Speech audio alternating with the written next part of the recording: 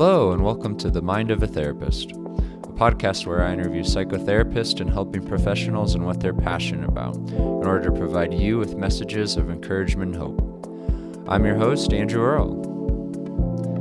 The Mind of a Therapist is sponsored by Psychological Counseling Services, healing hearts and transforming lives. Look into our intensive at pcsurl.com. In today's session, I have the privilege of interviewing Scott D. Miller, Ph.D. Scott Miller is the founder of the International Center for Clinical Excellence, an international consortium of clinicians, researchers, and educators dedicated to promoting excellence in behavioral health services. Dr. Miller conducts workshops and trainings in the United States and abroad, helping hundreds of agencies and organizations, both public and private, to achieve superior results. He is one of a handful of invited faculty whose work, thinking, and research is featured at the prestigious Evolution of Psychotherapy conference. His humorous and engaging presentation style and command of the research literature consistently inspires practitioners, administrators, and policymakers to make effective changes in service delivery. So without further ado, here's the interview with Scott.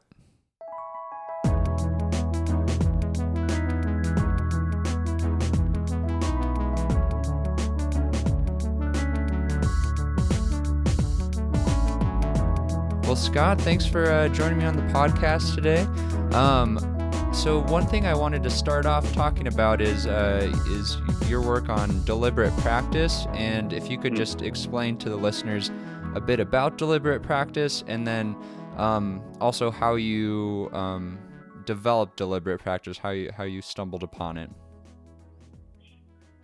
Well, this term is certainly not original to me. It owes its discovery to a Swedish psychologist by the name of K. Anders Ericsson, and he's been writing about it and doing research on the topic for nearly 35 years. It started out because he wanted to understand why some people became expert and continue to progress over time versus most of us, and I include myself in that, remained, once we achieved some kind of proficiency at any given task, rather average in our performance. A great place to see that is in driving. Each of us way overestimates our ability and skills as a driver. The average driver thinks they are better off than 80 to 90% of the people on the road, when in fact most of us are just barely average.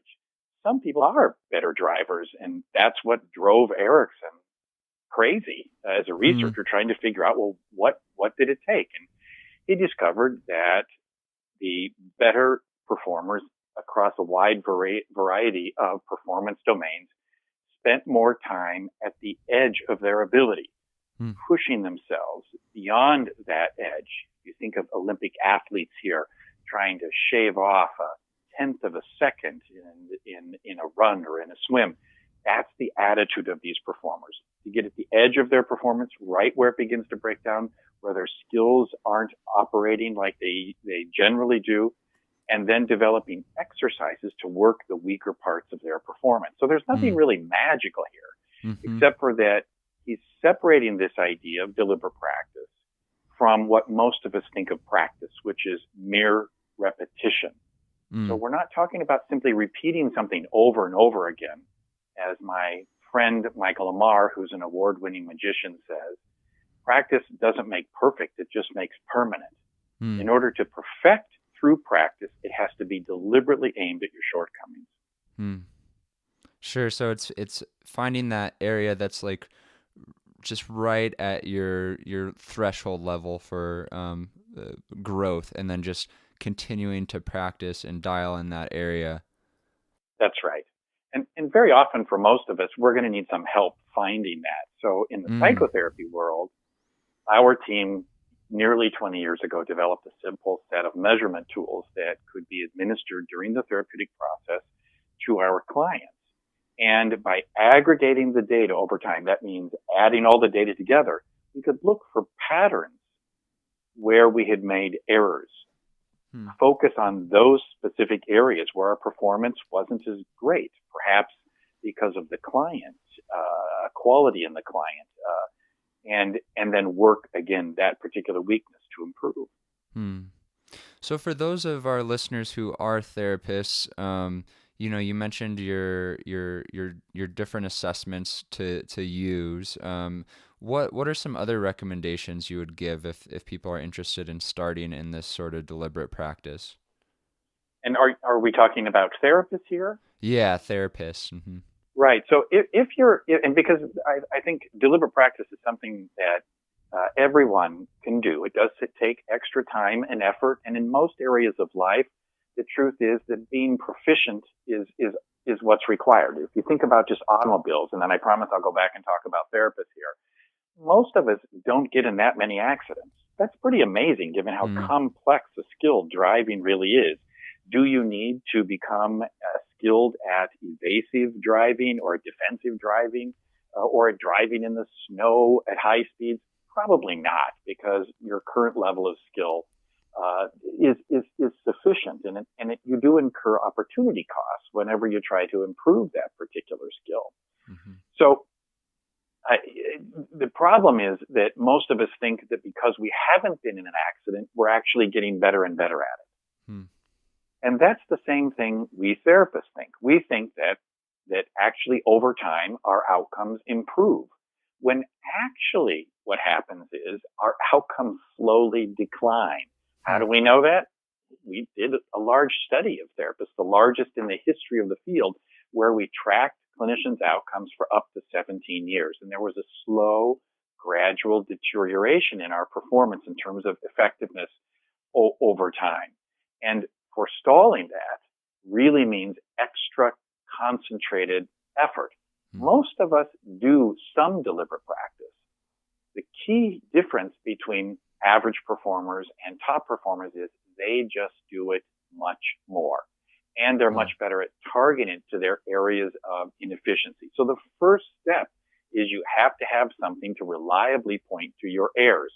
And as I hope I've made clear now, you're not going to be able to depend on your judgment because therapists think they're getting better.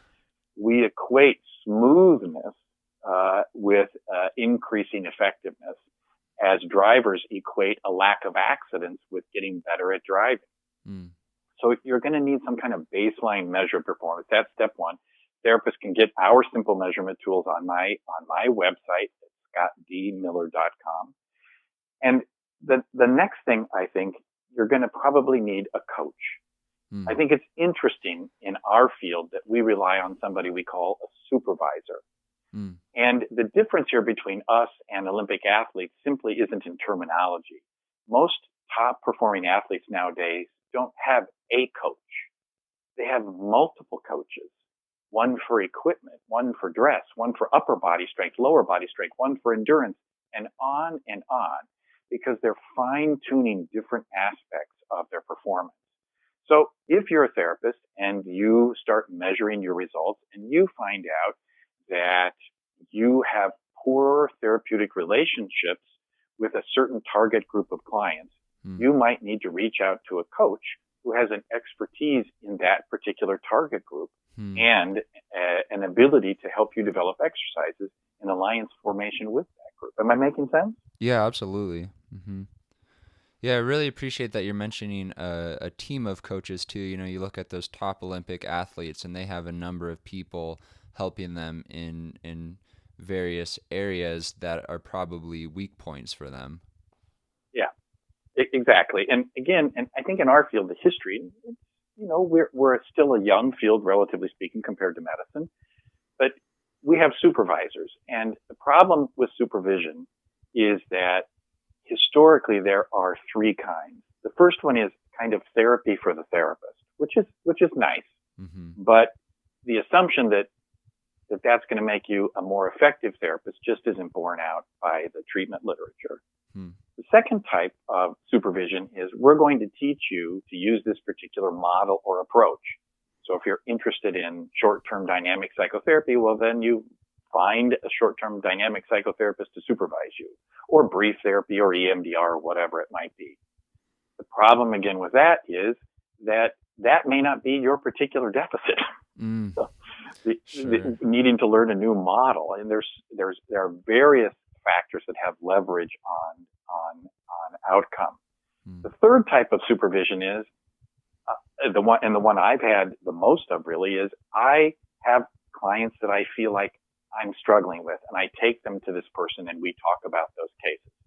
Seems to be a perfect model for deliberate practice, except who's judging whether or not the clients are making progress or not? Well, me. And it may be that my experience of a problematic encounter with a client doesn't match the client's experience. And in fact, that's the case, really. And it's also why when sophisticated study like a 2016 study that appeared in the journal Psychotherapy Research, lead author was Tony Roosman-Year, looked at the impact of supervisors on performance, those supervisors contributed negligibly to outcome over a 5-year period. Again, if you talk to therapists, and I'm one of them, they say, I love supervision. It's second only to client contact in terms of its import and impact on my effectiveness as a therapist. That's what we say. Just the data don't add up and support that experience. That's interesting. I really appreciate what you're sharing, as it seems like it's really centering the client's perspectives, what the client views as working or not working in therapy. Well, they are the customer, right? And if they're not engaged with us, and by the way, one of the key problems in psychotherapy outcome is simply securing the client's participation long enough to have an impact. Our field suffers from relatively high discontinuation rates. About 25% of people who start in treatment end before they've experienced any measurable benefit. That's a troubling finding if you think about it. And our field, I think, as well, is well defended against client dropout. We say things like, well, they weren't ready for change. Well, they were resistant to change. But it's not their job to be motivated for treatment. It's our job to secure their engagement. And engagement levels of the clients are one of the best predictors of outcome. So what's the bottom line then? The bottom line is we need to do whatever we can to learn to engage those people because their view really does matter. If they're not around, then we're not going to be of much help to them. So that's the real reason why to solicit some of this data from the client. Sure, absolutely. And so I want to shift to messages that you might have for people who are seeking therapy for clients. Before we make that shift, is there anything else that you want to mention that you think is really important for therapists to know right now, or anything that's been piquing your attention recently that would benefit a therapist listener? Well, this topic of deliberate practice is becoming really hot. And so you're going to see lots of workshops on the subject in the next 3 or 4 years. The first time that term was used in the field was when we applied it in 2007 in an article called Super Shrinks. That if you just type in my name, Scott Miller, and Super Shrinks, it will take you by Google to my page, and you can download and read the article for free. In there, we were trying to understand exactly what Erickson had been trying to understand back in the early 90s. Why are some people better than others at their particular job? Now that cat is out of the bag, so to speak, and everybody is starting to talk about deliberate practice. And I'll tell you what most want to offer: a shortcut. Because there's a reason why most of us don't engage in that deliberate practice. And the reason is it is cognitively taxing, time consuming, and expensive. And why do more when you can get by with less?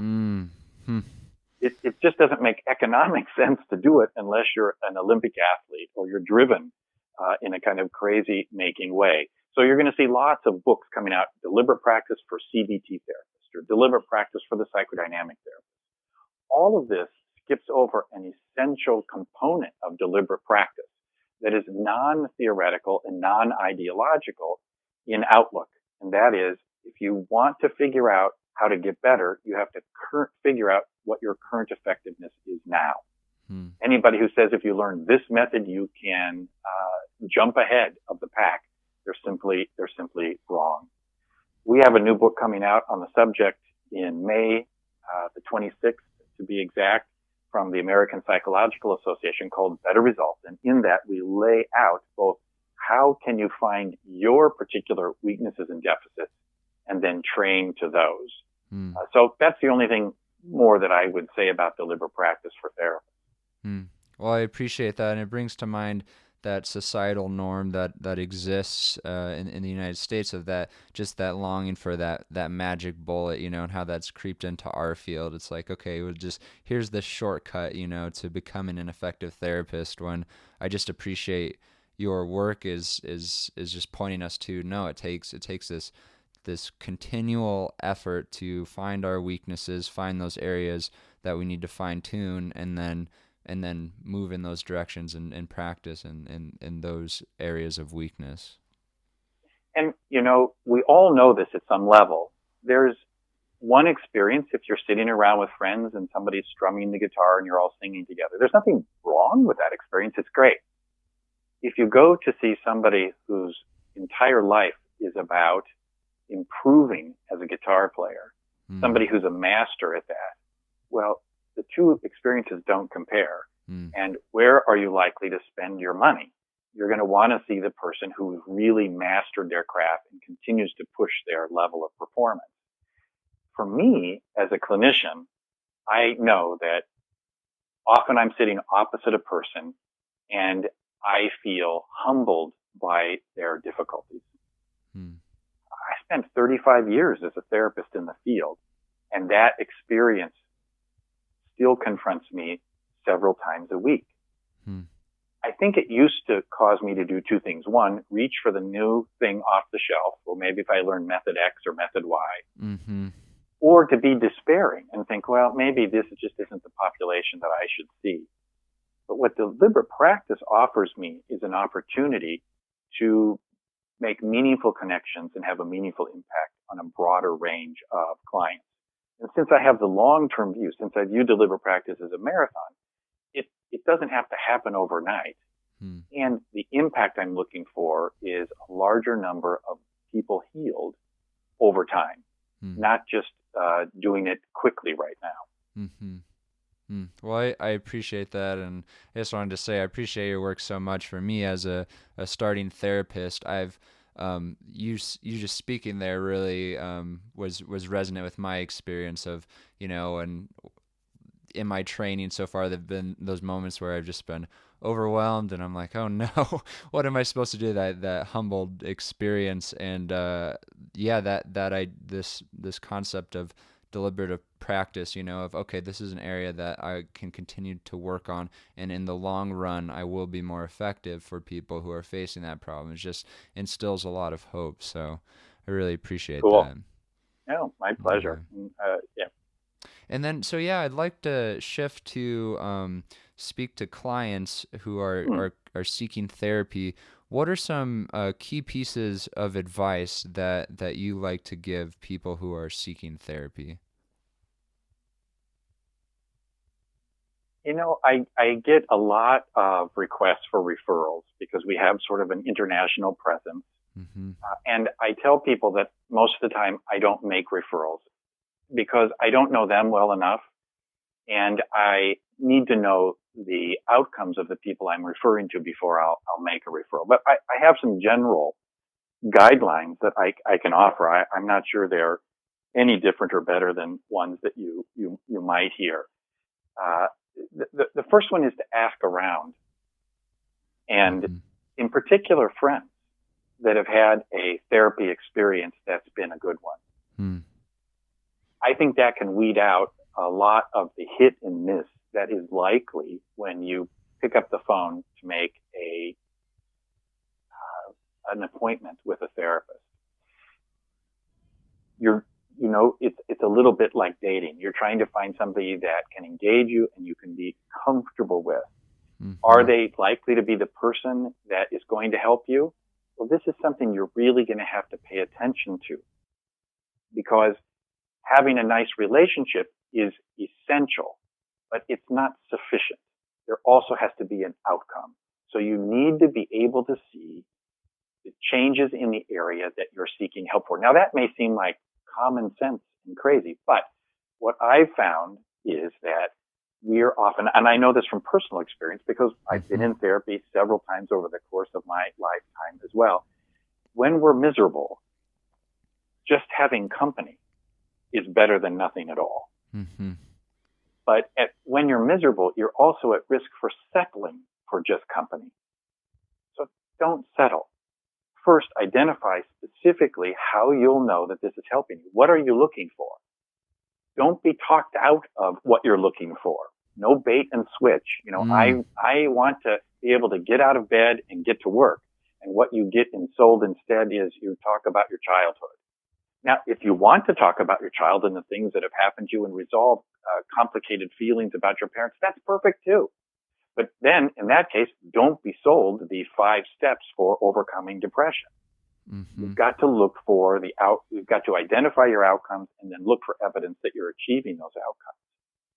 A growing number of therapists are actually monitoring this with measurement using very simple scales like the ones that I propose therapists use. They're asking their clients for feedback. If you're able to speak to your therapist, and by the way, I consider that an essential before you actually make an appointment and go see someone, call and speak to 2 or 3 people. Mm-hmm. Note the one that makes you feel safest and like you can open up and share your real concerns. Mm. If a therapist won't speak to you, well, that should be a good sign. Mm-hmm. Now, they're not going to provide therapy over the phone, but they should be willing to explain how they work, et cetera, and answer whether or not they're going to how they're going to know that you're actually achieving results. Hmm. Well, yeah, I really appreciate that. I was talking with a few of my friends recently, and we were talking of our initial experiences in therapy and how, it was that sense of a friendship, someone who we really got along with, and we had these experiences of expressing feelings and comfort in the relationships. But then when we reflected back on, okay, well, what were our goals in therapy? I mean, I think some of my early therapy experiences, I didn't really have much of a goal. Yeah. And I have a fairly strong opinion about this as regards graduate students and therapy.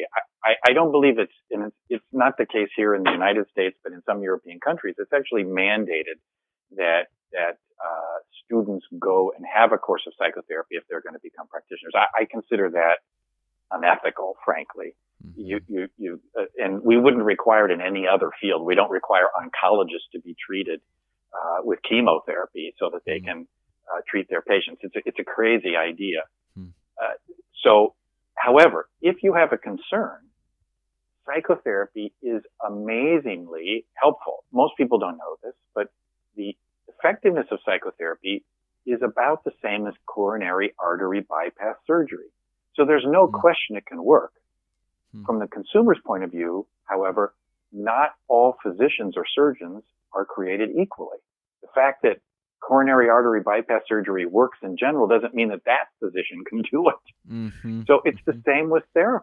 And it's even more challenging because much of the work depends on that personal connection. Do you feel persuaded by them? Are their ideas compelling? Does it get you to take action to solve your issues or concerns? If that isn't happening within a reasonable period of time, then you probably need to bring that up with your therapist. Restate what your goals and measurable objectives are. And if it still doesn't happen, then rather than sticking around because at least you have company, you probably need to start again. Sure. Yeah. So what would you say about, you said a reasonable amount of time. I'm trying to think, on one extreme, there's maybe psychoanalysis and you have this year and year long process of, being analyzed and working through repressed drives and this intense intrapsychic work. And then, like I could see on the other extreme, someone doing a session or two and just saying, well, this isn't working at all. So where's that in between of like, okay, how many sessions, or is it just kind of subjective for each person who's seeking therapy? Well, it is a bit subjective, but we have broad guidelines because we know that many people are helped from a single session. Mm-hmm. Just one session where you go in. So if your question is fairly straightforward, often a single session of some connection and advice is sufficient. Mm-hmm. At the same time, most people, a plurality of people, begin to experience benefit by between 8 and 10 visits, Okay. which means if you're not seeing some movement, again, and it's up to you to be the person concerned about whether or not the therapy is helping you by noticing the changes on the outside of this. But if you're not seeing some movement within 3 to 5 visits, I would suggest you talk about it with your therapist. And they may say to you, give this some time. How much more time should you give it? Well, once you get past about 12 visits, if there's no change, the probability of that therapist helping you starts to get more and more slim. Hmm. Now, I want to be clear. That doesn't mean you're not helpable. It means that this particular relationship hasn't proven helpful. Sure. And you might do better by simply removing yourself and trying over with somebody new. Sure. And I really appreciate that because it puts agency in clients' hands, and instead of it being this, oh, this person, as you were talking about earlier, is resistant, there's something wrong. I just think that there's so much judgment in our society, and like seeing a therapist that just isn't effective for you could be a replication of that. So I appreciate you saying it's not that the client's doing anything wrong. It's that there's probably something about this therapist weakness or shortcoming in helping you with the problem that you're consulting them about. I would certainly say that hopefully you can have a conversation if things aren't moving. Let me tell you one of the main reasons clients give for dropping out after they weren't connecting, they weren't being helped. One of the additional main reasons is that the client decides, you know what, I know exactly what I need to do, but I can't get myself to do it. I just can't get myself to do it. That's an interesting thing. And I know because I've been there myself. The therapist had given me, I wouldn't call it exactly advice, but we'd worked up to a conclusion about what needed to happen. I just couldn't get myself to take the next step. What should you do at that particular point?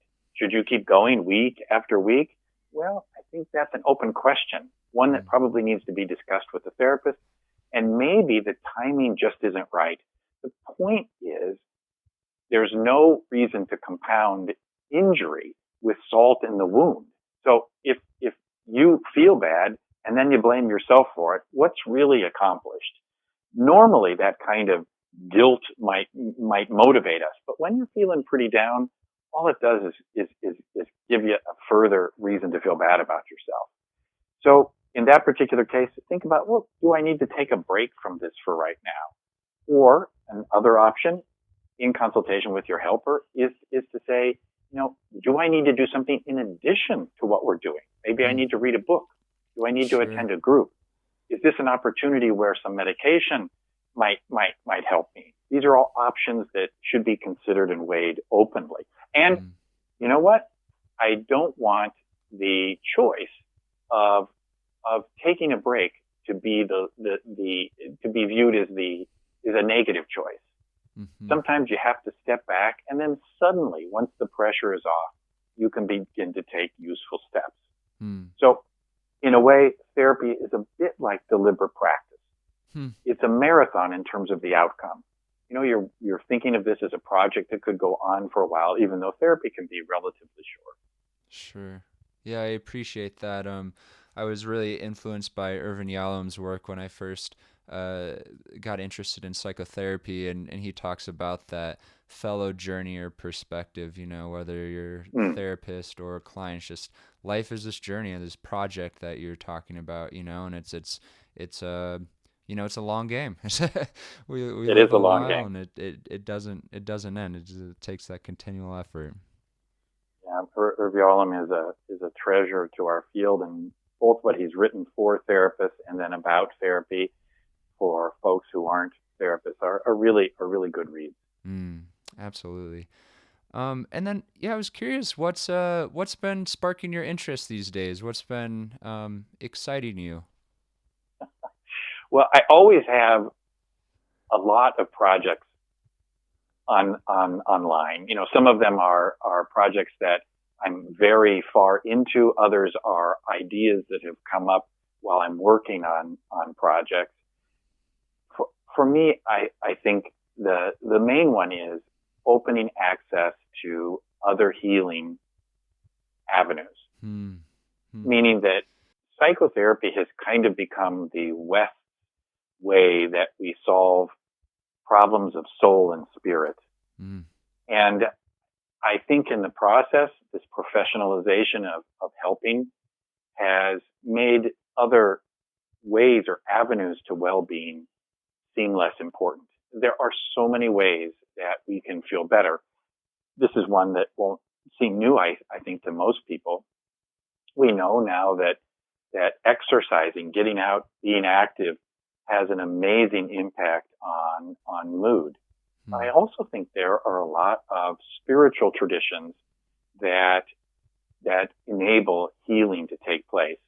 So where I've been in the last few years is exploring that avenue and helping therapists embrace that as an avenue to better well-being and health. We did an article just a short time ago.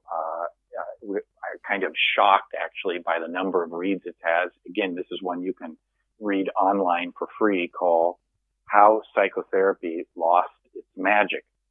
And in there, we talk about the myriad ways that people can experience healing and improvement in their well-being.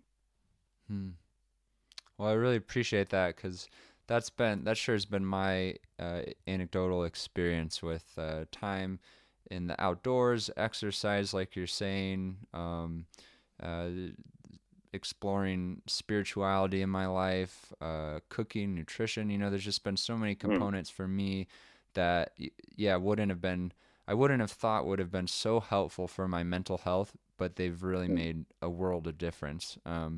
And so I appreciate your flexibility in thought, and not just saying, as maybe some have said in the past, of, well, psychotherapy is the answer, right? This is where you go for your mental health needs. This is going to be the solution to your problems.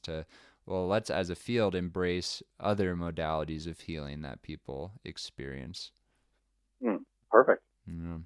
And then we're coming to the end of our time here. The question I like to pose at the end is what is a message of hope you'd like to leave our listeners with? What is the message of hope? Well, I suppose it depends on what position you're in. I am a person who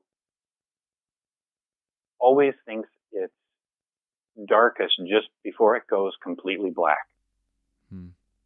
And that's not an attitude that most people like. They prefer to see things as having a hopeful ending.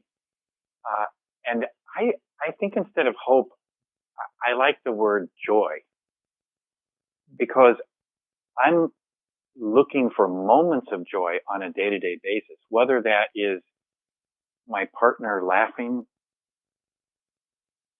in response to something I said, not at me, but with me. When I look at my son, and it's clear that there is love in his eyes for our relationship, to the kindness of a person who delivered our food from a restaurant recently, because, COVID-19 had shut down everything. So I'm not looking for hope.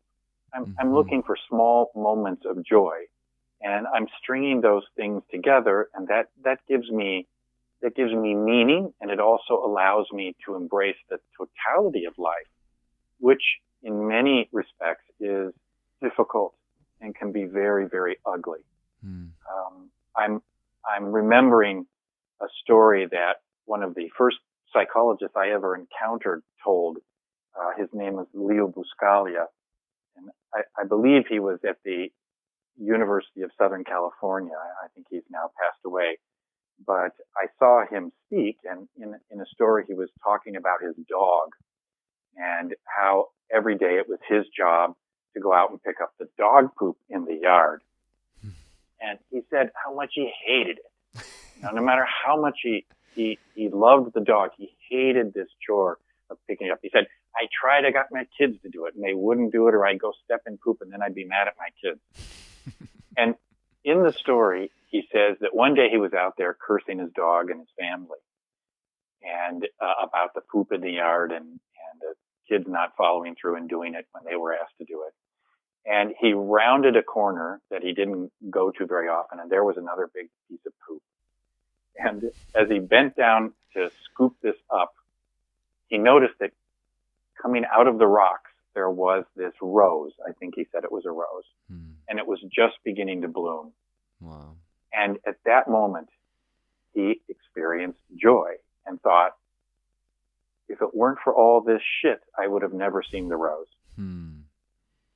And to me, this is a way I tend to approach life. There's a lot of bad stuff, but I'm looking for those moments, and I'm making meaning from them. Well, making meaning of the joy, that's incredibly resonant with me, and embracing that joy amidst all the shit in life. I appreciate that reminder. All right. Well, if people are interested in getting in touch with you, you've mentioned your website. Where would be the best place to direct them? That's the best site. It's okay. ScottD.Miller.com. So ScottDMiller.com, and you can just click on the contact button, and that'll send me an email. I respond to all of my own email. You can also simply send an email to info@ScottDMiller.com. Sometimes it takes me a couple of days to get back to people, but I will get back. And if I haven't, then send it again. It's probably been lost somewhere in the ethers of the internet. Gotcha. Well, perfect. Thanks so much for being on the podcast today, Scott. My pleasure.